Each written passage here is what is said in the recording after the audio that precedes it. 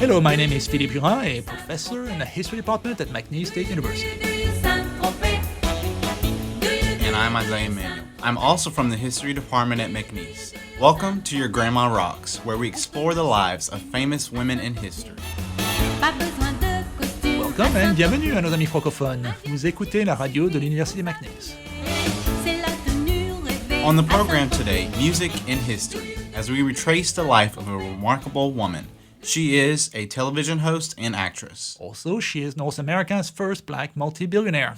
At a difficult time in history, she managed to reach middle American white audiences. Her name is Oprah Winfrey. Notice that she is still very much alive. It must be a first for this show. Usually we cover women from way back when. Almost always. We had one show about Malala Yousafzai, an education activist from Pakistan who received a Nobel Peace Prize at a very young age. And she is still alive. Isn't she the one who was shot by the Taliban because she wanted girls to get an education? That's the one. So there's a precedent. This show is not just about history. It can be living history too. That's the beauty of history. They keep making more of it. Good to know you won't be out of a job anytime soon. Along the way, we'll sample songs by African American artists. Our first song is Respect by Aretha Franklin. Je m'appelle Philippe Durand. And I'm Isaiah Emanuel. Today we're exploring the lives of the famous African American philanthropist and TV star Oprah Winfrey. Her story starts in Coseco, Mississippi on January 29, 1954. That is an unusual name for a town. That's named after Tadeusz Kosciuszko. He was a big name in the 18th century age of revolutions. He fought for the independence of Poland. And what's the connection between Polish independence and Mississippi? Kosciuszko, he fought for the independence of the U.S. in the American Revolution. Oh, I see it now. Just like we have the city of Lafayette in Louisiana. Exactly. They're both foreign heroes in the American fight for independence. Okay, back to business. Oprah Winfrey was born into poverty to Vernita Lee and Vernon Winfrey. Her parents soon separated, and she was left to the care of her maternal grandmother. Funny how many women we've profiled on the show had a difficult childhood, as if going through some tough times was a good way to toughen up a child and whet their ambition. Well, certainly she wasn't coddled. When she was 12, her life was upended again, and she went to live with her father in Nashville, Tennessee. So how do you go from being a poor child caught in the midst of a divorce to a world-famous TV star? She started early. At age 12, she began making speeches at social gatherings and churches. Was that connected in any way to her moving back with her father? In a way. Her father was very strict on her and provided rules, books, and guidance that she would need. Oprah became an excellent student because of the discipline. Ooh, discipline. Maybe I should use more of that in my classes. Now, what else did she do? Well, Oprah won an Elks Club speaking contest and got a full scholarship to Tennessee State University. I see. She was a first-generation university student then. McNeese is a public university, so we get a number of those, and in my experience, it can work both ways. Students who are new to college, sometimes they struggle because they don't have the support network at home to help them with their studies or the cost of going to college. On the other hand, they're often more driven and ambitious. Students whose family also went to college just see this as the next step after high school, one more thing to check on your way to a middle-class life. So about Oprah, how was her experience in college? She was one of those students who made the best of it. This is also when she got interested in radio. A radio station in college? Now that sounds familiar. Welcome to KBYS. Oprah also got noticed because she became Miss Black Nashville and Miss Tennessee during her freshman year at Tennessee State. Because of that, she got a job at the Nashville CBS affiliate. Oh, I was starting to get excited. I thought I could go from a college radio station to a TV career, but apparently you have to be pretty for that too. That rules me out then. I'll stick with the radio. But that sounds like a cool gig for her. It was. She became Nashville's first African-American female co-anchor of the evening news. This is getting interesting. There's a large black population in Tennessee, so you'd think there would have been black anchors before. But traditionally, the evening news recruited the Walter Cronkite type, white men of a certain age who were considered more naturally authoritative. So, as a young black woman, she didn't fit the mold. But she got her big break anyway. That meant that she'd better get it right. As a trailblazer, all eyes are on you. So how did she do? You'll have to wait for that one. Let's jump right into another song first. What's next on the list? Here's Say It Loud by James Brown.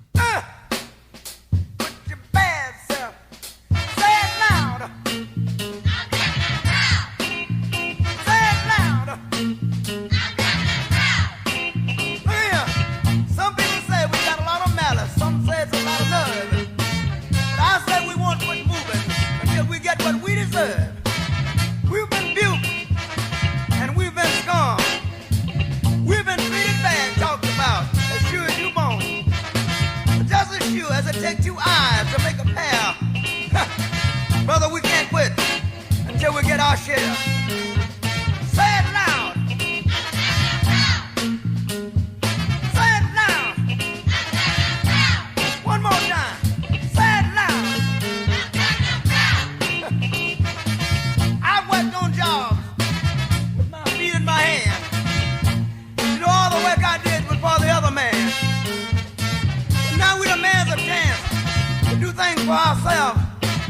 We're tired of beating our head against the wall and working for someone else.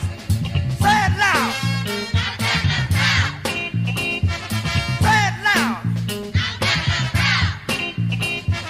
Say it loud. Say it loud. Ow! Ooh-wee, you get me. All right, out of sight. All night, so tough, you're tough enough. Ooh-wee, you're killing me. Ah, say it loud. Say it loud. Now, we done made us a chance to do things for ourselves. We're tired of beating our heads against the wall and working for someone else. Look here, there's one more thing I got to say right here. Now we're people, we like the birds and the bees. We'd rather die on our feet than keep living on our knees. Say it loud. Say it loud. Say it loud. Lord, Lord, Lord. Say it loud.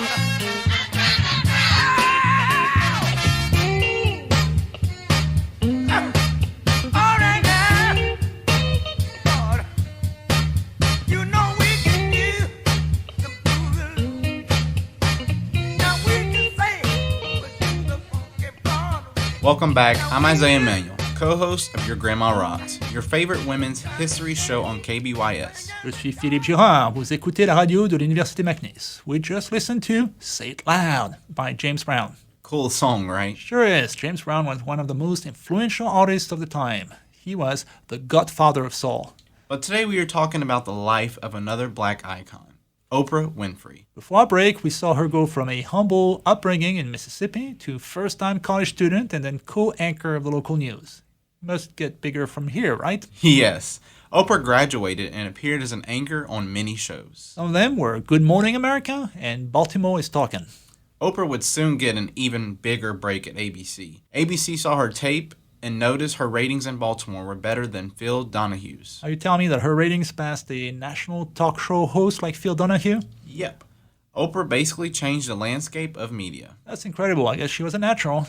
It got better because she became an anchor on AM Chicago, a morning talk show. This show was last in the ratings when she joined. Let me guess, it did not stay last for long. No. Oprah changed how the show operated. She changed it from traditional women's issues to current and controversial topics. You mean not just how to raise your kids or what's new in fashion, but stuff that would actually be relevant for modern women. Yes, it worked. After 1 month, she was even with Donahue's program. Wait, she beat Donahue, the national talk show host, in the ratings? Yep. Oprah was breaking barriers for women in media. In a way, you can examine her success within the larger debate on affirmative action. Putting quotas for minorities? Well, yeah, after the civil rights movement of the 60s, there was an effort to include more minorities in positions of authority on boards and colleges. Including having more women and people of color on local news? Correct, which helped people like Oprah Winfrey get their first break. But then you'd better deliver. Otherwise, people will say that you're unqualified and that you only got the job to fill a quota. That really put her under the microscope. But it did work for her. She delivered. When did she get her own show? After 3 months, the show was renamed The Oprah Winfrey Show. Ooh, fancy. I've actually thought of renaming McNeese State University the Philippe Girard Show. Oh, is that so? Is the president okay with that? They told me they're considering it. Well, it worked for Oprah. Her show was expanded to 1 hour. Quincy Jones and Steven Spielberg noticed how popular she got, and her movie career began. That's when she started a movie based on the Alice Walker novel called The Color Purple. I've watched the movie many times. The book actually won the Pulitzer Prize for fiction in 1983. I only watched it once, but I saw it in theater when it came out. Are you sure? It's pretty old. It came out in 1985. It's not that old. Remember, what we're doing today is not history. It's modern times. I lived through it. But you're treading on dangerous ground here, so let's shift to something different. Here's the song. Here's Lean On Me by Bill Withers.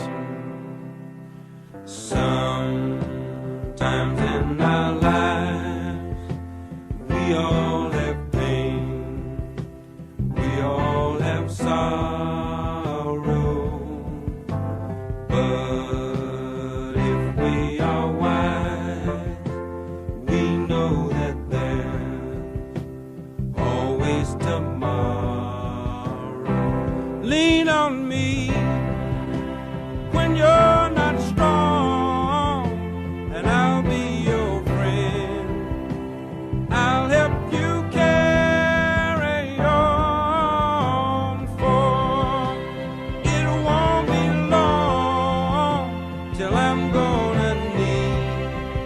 somebody to lean on.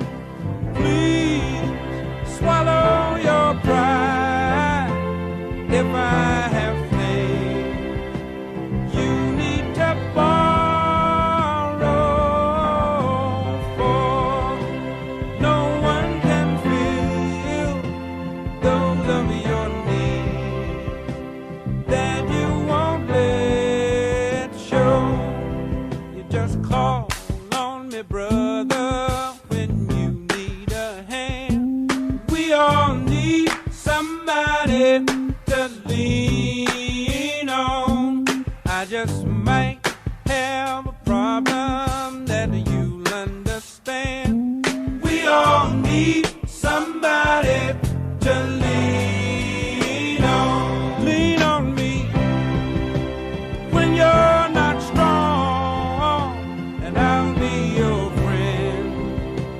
I'll help you carry on, for it won't be long till I'm gonna need somebody to lean on. You just call on me, brother, when you need a hand. We all need somebody to lean on. I just might have a problem that you'll understand. We all need somebody to lean on. If there is a load you have to bear that you can't carry,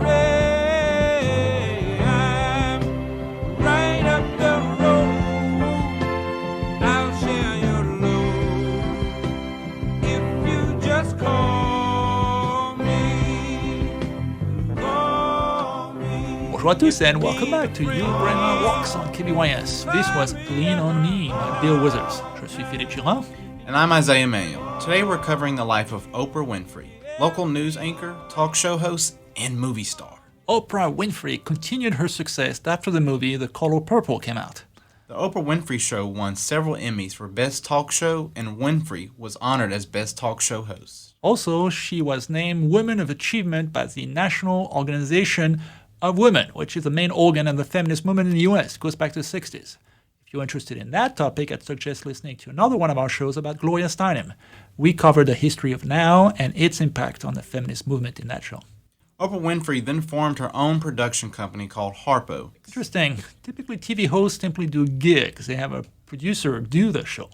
All they do is show up and read the script. So she wanted to go one step further and become a businesswoman.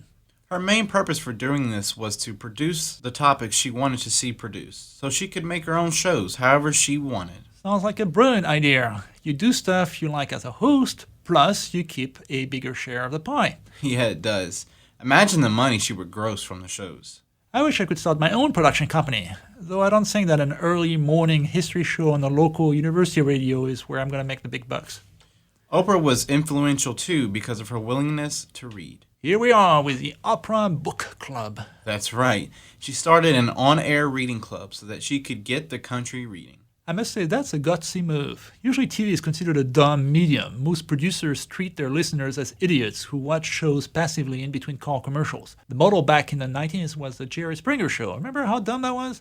After 10 minutes, people would start throwing chairs at each other. Right. But Oprah looked at her audience differently. She would convince her fans to buy the books she had chosen, and they would discuss it on the air. I've published history books myself, and I know that being on the Oprah book list is the holy grail for publishers. Were you ever on her list? No, I was only ever mentioned on the KBYS History Show. So there it is. Go ahead and buy Professor Girard's books on the Haitian Revolution. That should do the trick. I'm going to get rich. How did it work for the books that she plugged in her show? Book sales went through the roof. The Deep End of the Ocean was the first book she selected in 1996. 68,000 copies had gone into the stores in June. The book became a #1 bestseller, and another 100,000 were printed before February 1997. That club secured Oprah Winfrey's title as the most powerful book marketer in the US. She sent more people to bookstores and morning news programs, authored daytime shows, evening magazines, radio shows, print reviews, and feature articles all combined. Oprah Winfrey was a book guru, basically. Well, I think it's time for another song. It is. Here's Ain't No Mountain High Enough by Marvin Gaye and Tammy Terrell.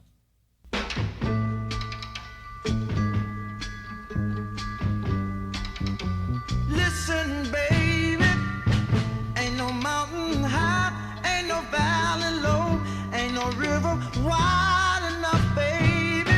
If you need me, call me. No matter where you are, no matter how far. Don't worry, baby. Just call my name. I'll be there in a hurry. You don't have to worry. 'Cause baby, there ain't no mountain high enough. Ain't no valley low enough. Ain't no river wide enough to keep me from getting to you, baby. Remember the day I set you free? I told you you could always count on me, darling. From that day on, I made a vow I'll be there when you want me, some way, somehow. Oh, baby, there ain't no mountain high enough. Ain't no valley low enough. Ain't no river wide enough to keep me from getting to you, baby. Oh, no, darling.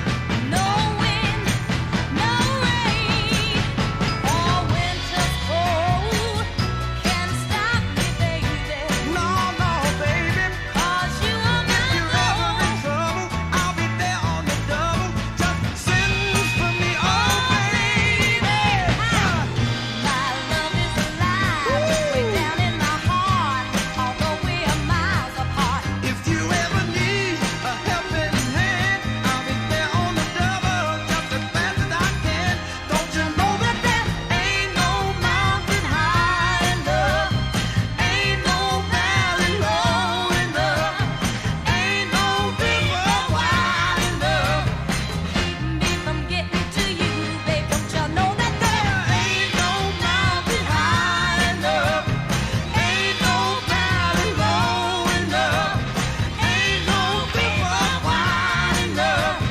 Ain't no mountain high enough. This was Ain't No Mountain High Enough by Marvin Gaye and Tammy Terrell. You're listening to Your Grandma Rocks on KBYS. I'm Isaiah Manuel. Et je suis Philippe Girard. Today we're tracing the life of Oprah Winfrey. Before our break, she had gone from local news anchor to having her own show, starting a book club, and becoming a national star. Oprah even got her own network. That's right, her own network is called OWN. It actually means Oprah Winfrey Network. Imagine having the shows that you want on your own network. I would have a bunch of historical movies for mine. Well, the show that made her famous, The Oprah Winfrey Show, ended in 2011, so I think it was time for a change. She needed a new challenge. Her network had a rocky financial start, but an interview with Lance Armstrong brought her network to success. Lance Armstrong being that world-famous cyclist who won the Tour de France 7 times. Yes, an incredible athlete. Yes, I saw him race during those years when I was watching the race in France. There were always rumors, though, that he used performance-enhancing drugs, and he denied those rumors for years, until he came clean with Oprah. And that's when he was stripped of his 7 wins in the Tour de France. You can't lie to Oprah. Bad for him, I guess, but the interview brought in millions of dollars in revenue for OWN.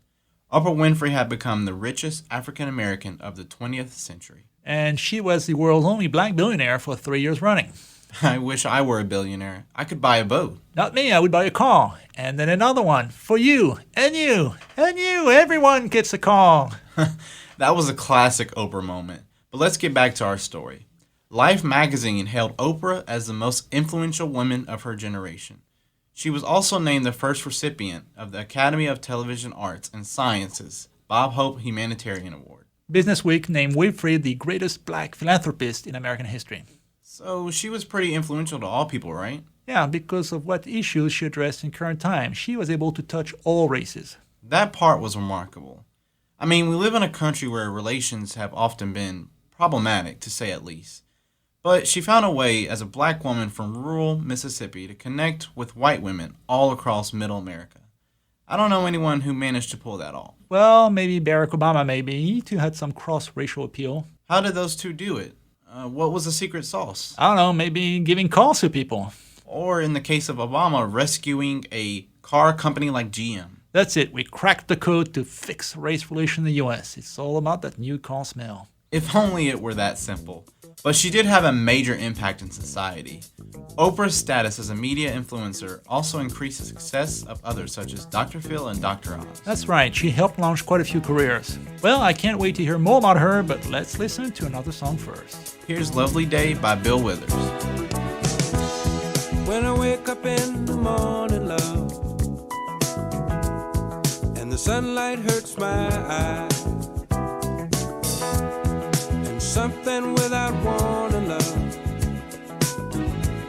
bears heavy on my mind. Then I look at you, and the world's alright with me. Just one look at you, and I know it's gonna be a lovely day.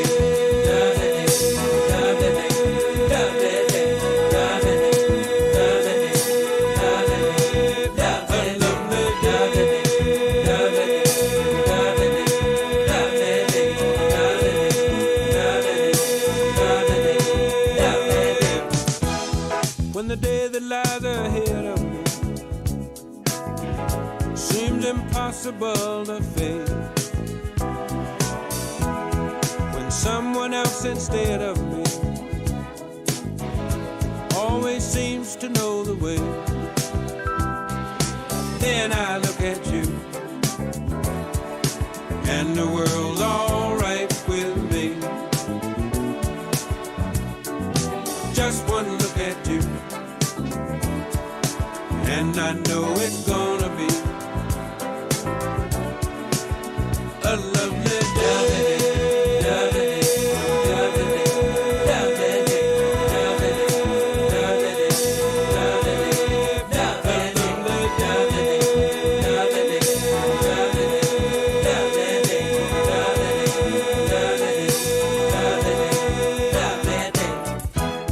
When the day that lies ahead of me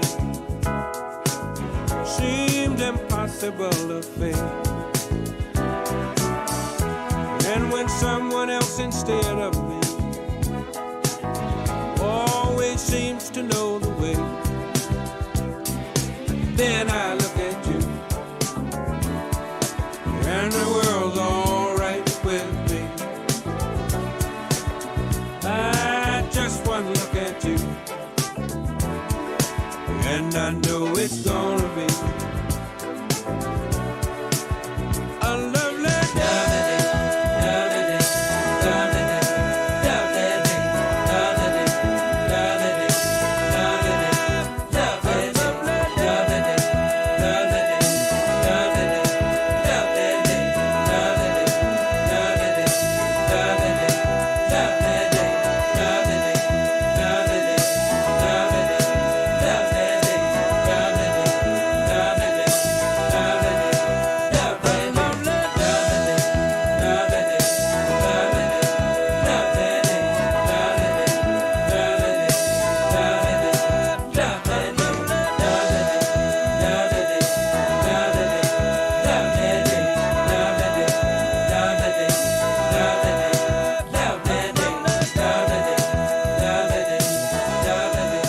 Bienvenue à tous, je m'appelle Philippe Girard. And I'm Isaiah Manuel. You're listening to Your Grandma Rocks on KBYS, a show about famous women from centuries past.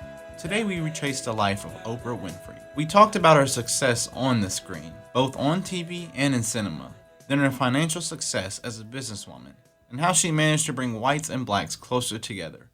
Oprah Winfrey was also a dedicated activist for children's rights. Right, she used her platform on TV to help children who were being sexually abused. President Bill Clinton signed a bill into law proposed by Winfrey that created a nationwide database of child abusers. That bill was called the National Child Protection Act, and it helped track child abusers. She was also a major philanthropist who founded the Family for Better Lives Foundation and also contributed to her alma mater, Tennessee State University. She also did a lot of humanitarian work overseas. Right. Her Angel Network raised more than $50 million for charitable programs. Her academy was called the Oprah Winfrey Leadership Academy for Girls, or OWLAG. This project was for girls in grades 8 through 12, and it opened in 2007. So there's a parallel here with Malala Yousafzai, the other living person we surveyed on the show who also supported girl education. Oprah even met with South African President Nelson Mandela to start the academy. That must have been something to meet a living legend of the nonviolent movement. So what is it that prompted Oprah to give so much to education? It was her money, so nobody was forcing her. She was inspired because of her own childhood. The academy was created to provide educational and leadership opportunities for academically gifted girls from impoverished backgrounds in South Africa. She wanted to help girls who grew up like her, economically disadvantaged, but not poor in mind or spirit. This reminds me of Andrew Carnegie. He also grew up poor and then became very rich in the Gilded Age in the US. And then he gave his money back to the community, and he chose to do so in the educational field. Which is why we have so many Carnegie libraries today. Right. Oprah's philanthropy did not go unnoticed. She received the nation's highest civilian honor. Can you guess what it is? Was it the Presidential Medal of Freedom? Correct. You win a car. She was given the award for her contributions to the country. Well, what a remarkable life so far for Oprah Winfrey. I can't wait to see what else she does for society. Me too. Usually in this show, we end the last section with the person's death and legacy. But not today. We'll have to leave it there and wait for Oprah to write the rest of her own life. And what a life that was. We're glad we could share it with you. Quelle vie incroyable en effet. This program was funded by a Juliet Hartner Grant for Women in the Humanities. For more information on how to help finance fellowships at McNeese, contact the foundation at 337-475-5588. This program was also sponsored by the History Department at McNeese. To apply for a degree in history or other fields, contact the McNeese Admissions Office at 475-5504. Thank you and goodbye. Merci.